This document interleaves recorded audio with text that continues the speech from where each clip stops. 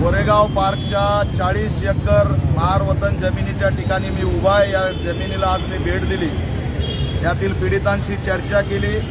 अतिशय धक्कादायक आहे की पीडित गेल्या 50 वर्षापासून लढा देत आहेत आणि पार्थ पवारसाठी केवळ 48 तासात व्यवहार झालाय।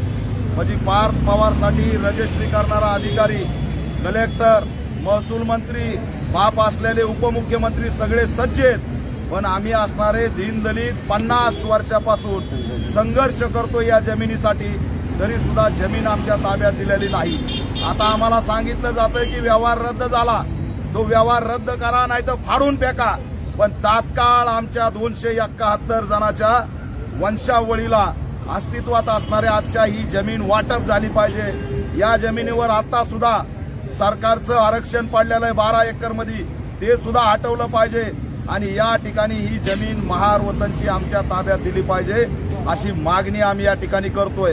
या शीतल तेजवानी ही मास्टरमाइंड आहे, हिचा आका कोण आहे, ही कुणाच्या बळावरती जमिनी लुटती, तिच्यावरती अॅट्रॉसिटी ऍक्ट अंतर्गत गुन्हा दाखल झाला पाहिजे। आता आम्हाला माध्यमाच्या माध्यमातून कळालंय की ती फरार झालेली आहे, विदेशात पळून गेलेली आहे, 300 कोटी घेऊन गेलेली आहे। हे सगळं ढोंग आहे, तिला कायमस्वरूपी गायब करायचं आणि या सगळ्या बड्या माशांना वाचवायचं, हे षडयंत्र यामागे दिसत आहे। त्यामुळे तिचं हत्याकांड सुद्धा होऊ शकतं।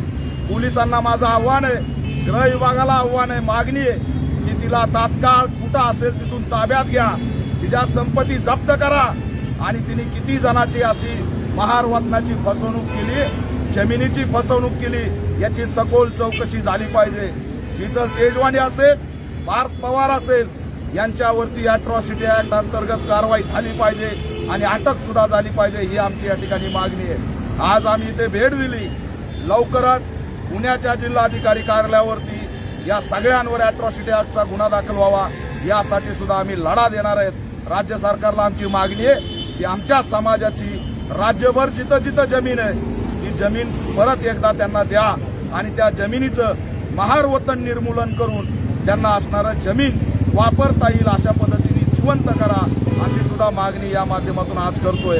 अजित पवार यांनी कसल्याही पद्धतीने आपल्या मुलाला वाचवण्याचा प्रयत्न करू नये। हे हास्यास्पद आहे की मला हा व्यवहार माहीत नाही, व्यवहार रद्द झाला, कोण आरोपी ते बघू, हे ढोंग चालणार नाही। प्रस्थापित सत्ता याचा वापर करून ही जमीन लुटण्यात आलेली आहे। जमीन लुटताना आपले नातेवाईक आहेत, आमदार खासदार आहेत, आपल्या पक्षाचे लोक आहेत आणि खुलेआम याचा या ठिकाणी वापर झालेला आहे। मी मुख्यमंत्र्यांना आवाहन करतोय आणि अजित पवार यांना सुद्धा मागे आवाहन करतोय की तात्काळ उपमुख्यमंत्री पदाचा तुम्ही राजीनामा दिला पाहिजे। मुख्यमंत्र्यांनी डोळ्यावरती पट्टी बांधली आहे का, ते आंधळ्याचं सोंग का घेत आहेत? महसूल मंत्र्यांनी पट्टी बांधली आहे का, ते आंधळ्याचं सोंग का घेत आहेत? अजित पवार यांनी तात्काळ चौकशी होईपर्यंत उपमुख्यमंत्री पदाचा राजीनामा दिला पाहिजे आणि जर त्यांनी असणारं या ठिकाणी राजीनामा दिला आणि चौकशीमध्ये जर ते निर्दोष सुटले तर त्यांना मुख्यमंत्री करण्यासाठी आम्ही आंदोलन करू। पण आता त्यांनी एवढा मोठा घोटाळा केलाय, त्यांनी असणारं पदावरती बसणं हे नैतिकतेला धरून नाही, अशी सुद्धा मागणी या माध्यमातून करतो आणि मुख्यमंत्र्यांनी यांना वाचवण्याचा कोणताही प्रयत्न करू नका।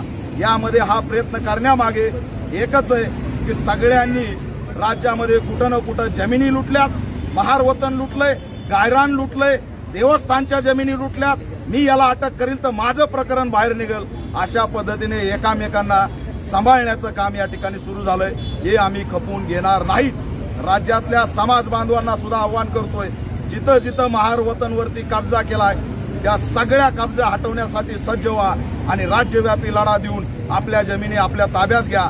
आता मी कोरेगाव पार्कच्या या ठिकाणी उभा आहे, आजूबाजूला मी विचारलं तर 12 बलुतेदारांच्या जमिनी आहेत, पलीकडे माळ्यांचे जे 12 बलुतेदारांच्या जाती आहेत त्यांच्या जमिनी आहेत, पण त्यांच्यावर आम्ही बघतोय की ट्रम्प टावर उभा आहे, कुठं अनेक टावर उभा आहेत, तिथं माळी टावर का उभा नाही, बौद्ध टावर उभा का नाही, का आम्ही उद्योजक व्हायचं नाही, का आम्ही भांडवलदार व्हायचं नाही, का आम्ही या ठिकाणी बिल्डर व्हायचं नाही, आम्ही कायम गुलाम राहिलं पाहिजे, हितपत पडलं पाहिजे।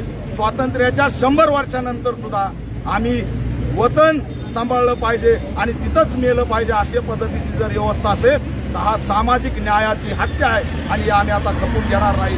आमच्या जमिनी जिवंत करा आणि आमच्या बांधवांना न्याय द्या, यासाठी आम्ही तीव्र स्वरूपाचा लढा लढणार आहेत। लवकरात लवकर जर पवार शीतल तेजवानीवर अॅट्रॉसिटी ऍक्ट अंतर्गत गुन्हा दाखल नाही झाला तर अचानकपणे उद्रेकी आंदोलन केल्याशिवाय राहणार नाही, हा इशारा सुद्धा गर्भित इशारा आम्ही मुख्यमंत्र्याला आणि राज्याच्या उपमुख्यमंत्र्याला देत आहोत। डॉक्टर बाबासाहेब आंबेडकरांचा, डॉक्टर बाबासाहेब आंबेडकरांचा।